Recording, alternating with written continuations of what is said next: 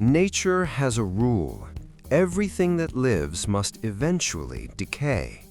The moment a plant is harvested or an animal is butchered, a countdown begins. Bacteria, mold, and yeast are waiting in the wings, ready to break down organic matter and return it to the earth. For thousands of years, this was humanity's greatest threat, starvation, until we found a loophole, a simple, crystalline rock that could pause biological time. We sprinkle it on our eggs, we value it as currency, but how does this simple mineral stop the complex biology of decay? Welcome to Factopedia English. Today, we're diving into why salt is used to preserve food. Let's get started. Chapter 1. The Invisible War. To understand preservation, you have to understand the enemy. Spoilage is caused by microbes. Like us, these microscopic creatures have one fundamental need to survive: water.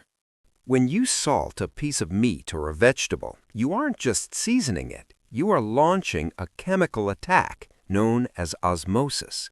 In nature, water always wants to move from an area of low salt concentration to an area of high salt concentration. Inside a bacteria cell, there is fresh water. Outside, where you've just poured salt, there is now a very salty, hypertonic environment. The salt on the outside acts like a magnet, literally dragging the water out of the bacteria and out of the food cells. Chapter 2. The Thirst. This process is devastating for the microbe. As the water leaves the cell, the internal pressure drops.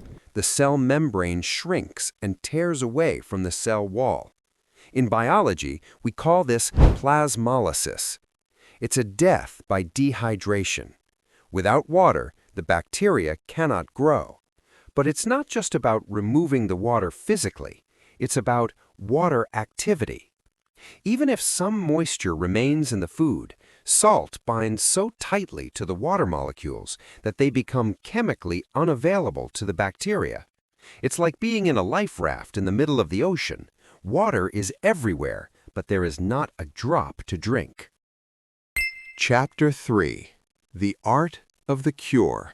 Humans figured this out long before we had microscopes. We developed two main ways to wield this weapon: dry curing and brining. Dry curing is the brute force method. You pack the food in salt, drawing the moisture out completely. This is how we get prosciutto or beef jerky. It creates a dense, intense texture because the protein structures are physically tightened. Then there is brining, the wet cure. Here we submerge the food in salt water. The salt penetrates the food, replacing the plain water inside with salty water. The bacteria inside can't survive the saline environment, but the food stays juicy. Chapter 4. The Rock That Built Empires. It is no exaggeration to say that civilization was built on salt. Before refrigeration, you couldn't travel further than your food would last. Salt allowed sailors to cross oceans with barrels of salt pork.